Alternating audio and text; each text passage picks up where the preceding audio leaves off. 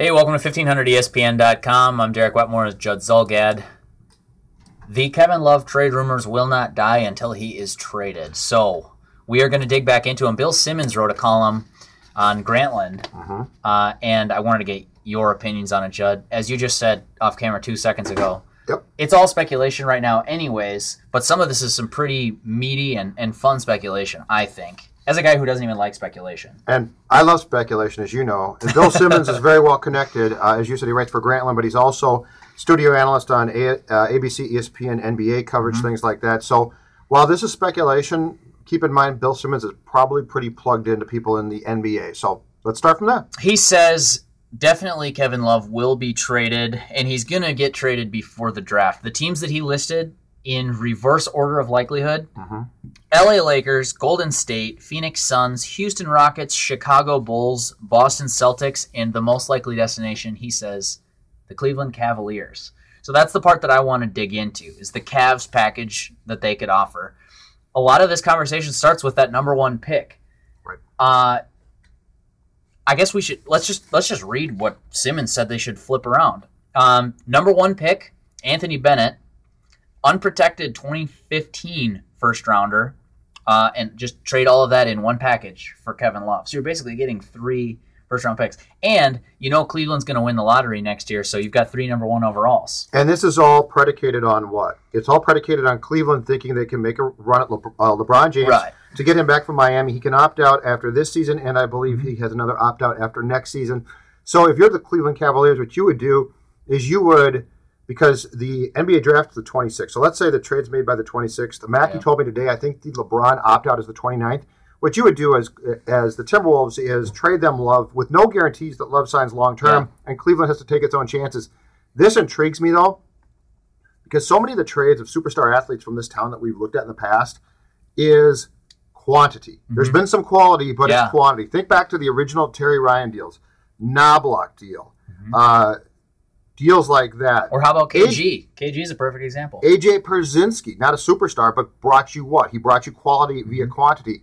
I think in 2014, the way we need to look at this is, what can I get? Even if I get one player, what can I get? Can I get the best? Because starting with the Johan trade, what we saw there is you can give me a lot back, but if it doesn't materialize, it doesn't matter. The Cleveland trade really intrigues me because if they would give up the number 1 overall pick, all of a sudden, you've got a building block of a player. I agree, and I was joking earlier when I said the Cavs will win the lottery because they probably won't be in the lottery next year. No, they're the Cavs. Of course they'll be in the lottery. No, with Kevin Love and Kyrie Irving, you'd find a way to make the playoffs and then hope that LeBron comes. But if I'm the Timberwolves, I pull that trigger in a second.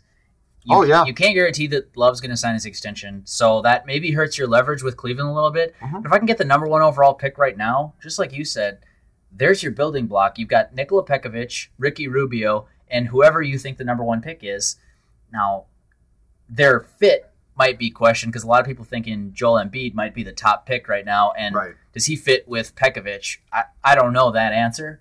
But even if it's an Andrew Wiggins kind of guy, if you get a top 3 pick in this draft, I think you can have a cornerstone player to build around. And the Wolves should probably pull that trigger. If I were the Wolves and I was offered that trade, and especially if the trade was, hey, we want Kevin Love because we think he can help us get LeBron back, and we need nothing from you other than the rights to Kevin Love for this package, it's not the Wolves' job to find a suitor willing to take Love and then for Love to sign a long-term contract. It's the suitor's job to sign him to a long-term contract. The Wolves, as we talked about this week also, the Wolves have no obligation to Love and the team they trade him to. All they have to do is make the deal and get the players or player back.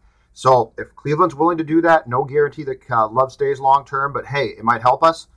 And I'm Flip Saunders. I send him to Cleveland. I think you'd be merciless and take that package if you can. Now, do you take the potential Boston offer, which is a ton of draft picks? Boston's an interesting offer because Boston's a potential load of draft picks. But once again, this comes back to quantity, potential quality. I think even Simmons alluded to it, and he's a big Boston Celtics fan. He said Boston can put together a great package of draft picks, but they cannot match the high-end potential of a Cleveland package if Cleveland wants to pull the trigger. I think I'm 100% with you. I'd rather take 2 or 3 pieces that are surefire rather than just gambling on casting a wide net. And keep in mind, too, when the Wolves traded Kevin Garnett, they were trading away their marquee player and really didn't have, as I recall, much left. That was going to be a rebuild. Yeah. This doesn't have to be. This is basketball. No, this could be retooled. You've got Ricky Rubio. You've got Flip Saunders, who should be, hopefully, a good president of basketball ops, where you had guys like David Kahn, who was terrible. Mm-hmm. And then you've got a potential young head coach in Jaeger coming in. The point is you've got some pieces in place on the court and off, where if you do this right, if you make the right trade, retool, not rebuild. You're right. Yeah. If you enjoy some of this speculation, I also recorded a podcast this week, the Sports Over Beers podcast. I'll link to it in the video here. John Krasinski, who covers the Wolves closer than anybody. Did you drink a lot of beers? I did, and we drank the middle of the day, yeah. Hubert's, right? Yep. So that podcast, we go through a bunch of, not specific traits of Kevin Love, but possible destinations and places that you should be looking for assets. We also talk a lot about Jaeger, who has not officially agreed to coach the Timberwolves, but it sure looks like it's heading that way. Mm-hmm. We talk about, is that a good move for the Wolves, and what should they look to make out of this Kevin Love thing? So a lot of good stuff there. I think you should check out the podcast, even though, Judd, you were not a part of it this week. Did you miss me?